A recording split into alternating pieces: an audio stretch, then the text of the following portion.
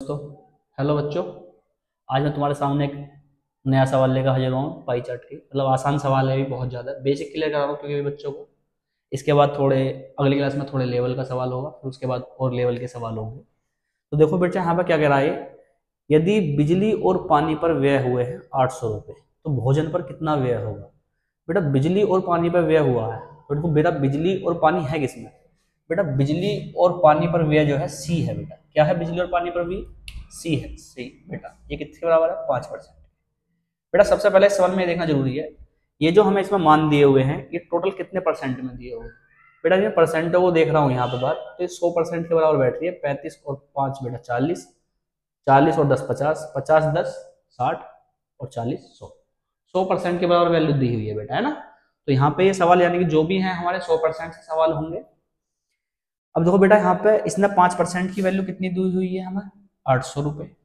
हमें निकाला तो भोजन पर कितना व्यय हुआ है, तो भोजन बेटा ई में है, जो 35% के बराबर है। कितना है बेटा, 35% के बराबर है। ई जो है बेटा 35% है, तो यही पूछा गया है ई की राशि क्या होगी। ये 35% है बेटा, 35 रुपये नहीं बोला, 35% बोला। तो बेटा यदि ये 5% के बराबर है, इसमें पहला टाइप सिखा रहा हूँ, आसान टाइप बेटा। तो 1% की वैल्यू कितनी होगी मेरे बच्चे, यहाँ पर आप बोलोगे भैया 800/5% है, क्योंकि हमें कितने परसेंट के निकालने हैं बेटा, आप बोलोगे 35% की वैल्यू निकालनी है। मैं बोलूँगा कितनी बार जाएगा इससे बेटा, ये 5 सत्ते 35, आप बोलोगे भैया 8 सत्ते 56, यानी कि 56 आया और 2 जीरो बेटा ऐसे की ऐसी आ गई। तो पहले सवाल का आंसर क्या है हमारा, 5600, यानी कि ऑप्शन नंबर बी। दिक्कत है बेटा इस सवाल में किसी को, एक तरीके से और कर सकते थे, क्योंकि बेटा परसेंटेज यहाँ पे 100 बननी है। कितनी बननी है परसेंटेज यहाँ पे बेटा, 100 बननी है। तो देखो ऐसे सवालों करने का एक तरीका और है बेटा आसान, यदि जहां पर परसेंटेज 100 बननी है बेटा, क्या बननी है 100। बेटा 5% की वैल्यू कितनी दी हुई है, आप मुझे ये बताओ। आप बोलोगे भैया कि 5% की वैल्यू दी हुई है भैया आपको उसने 800 रुपये, यही बात है बेटा। और आपको चाहिए कितने परसेंट की, आप बोलोगे भैया ई का 35% हमें निकालना है, यानी कि 35% दे रखा, हमें ये निकालना, यही बात है बेटा। हमें प्राइस ही तो बताना उसका, कितने रुपए खर्च हो रहे हैं या व्यय हो रहे हैं। तो बेटा 5 को 35 बनाने के लिए आप कितने गुणा करोगे, 5 सत्ते 35, क्योंकि परसेंटेज 100 है बेटा। तो ऐसे ही आप यहाँ क्या करोगे, 8 सत्ते 56, यानी सीधा सवाल का आंसर क्या होगा बेटा 5600। समझता हूँ बेटा पहला टाइप आपके समझ में आ गया होगा, पहला सवाल। सेकंड सवाल देखो बेटा, यदि बच्चों की शिक्षा पर व्यय 20,000 है तो मकान का किराया कितना होगा। शिक्षा पर व्यय बेटा, शिक्षा किसमें है जरा देखूं, शिक्षा है मेरे बच्चे भोजन ये रहा, मकान का किराया ये रहा बेटा। शिक्षा है बच्चों की शिक्षा ए में, और ए कितने परसेंट के बराबर है, 40। 40% रुपए में बराबर है बेटा 20,000। कितने के बराबर है, 20,000। आपको निकालना मकान का किराया, मकान का है मेरा बेटा बी, यानी कि 10%, यही बात है बेटा।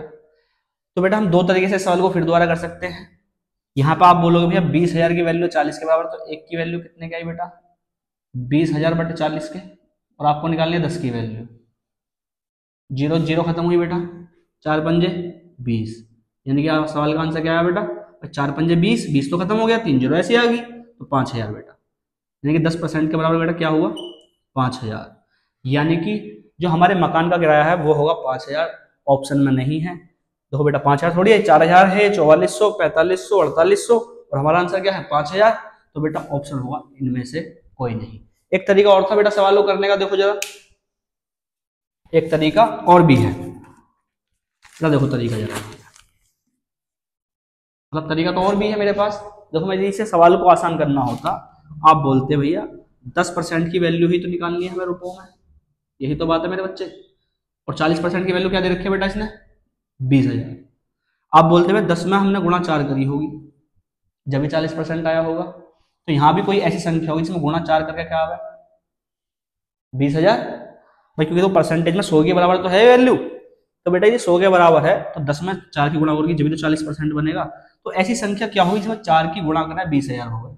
बेटा गुणा करने के बाद ही तो 4 की 20,000 आएगा, यदि गुणा ना करते तो भाग ही करते बेटा उल्टा आने के लिए, 4×5 = 20, 5 आया बेटा, 3 जीरो पीछे ऐसी आ गई, यानी कि संख्या का मान क्या है 5 है। यही क्या है बेटा सवाल का आंसर। समझता हूँ, उम्मीद करता हूँ आपके समझ में आ गया हो।